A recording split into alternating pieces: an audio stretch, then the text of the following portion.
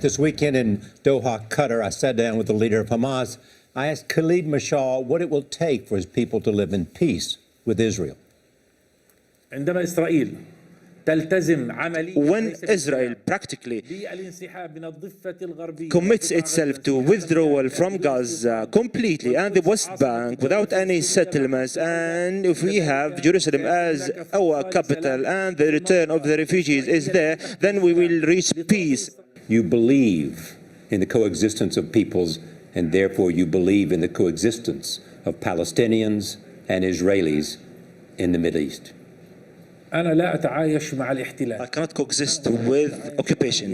But without occupation, you can coexist. I'm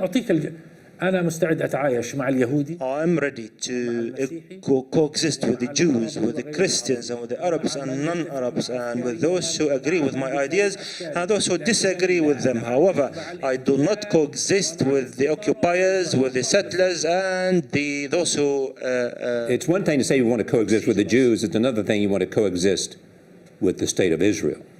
Do you want to coexist with the state of Israel?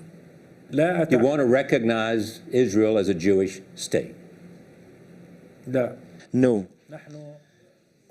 I said I do not want to live with a state of occupiers. I do coexist with... I'm assuming they're no longer occupiers. At that point, do you want to coexist and recognize their right to exist as they would recognize your right to exist? When we have a Palestinian state, then the Palestinian state will decide on its policies. You cannot actually ask me about the future. I answered you, but Palestinian people can have their say when they have their own state without occupation. In natural situations, they can decide the policies vis-a-vis others. Gosh, that seems why this problem is so intractable, Charlie. I mean, it's a great question, which is the failure to recognize each party's right to existence. Question of security and justice. And I thought you had him too. I thought, oh, a breakthrough. And then when you asked the very simple question, he went, no. It sort of made the hair stand up on the back of my neck, because I'm thinking it's one step forward and then two steps back, and it continues to go. Why is he there, Charlie? Is he calling the shots from that location, not in Gaza? He says he can't go back into Gaza because, he was in Damascus first, and then he went to Cairo, and now he's in Doha.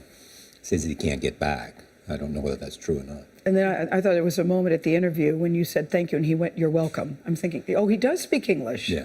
He listens in English, but as many leaders I've interviewed, even though they know English, don't want to answer in English because they think they might make a mistake and may not know a word.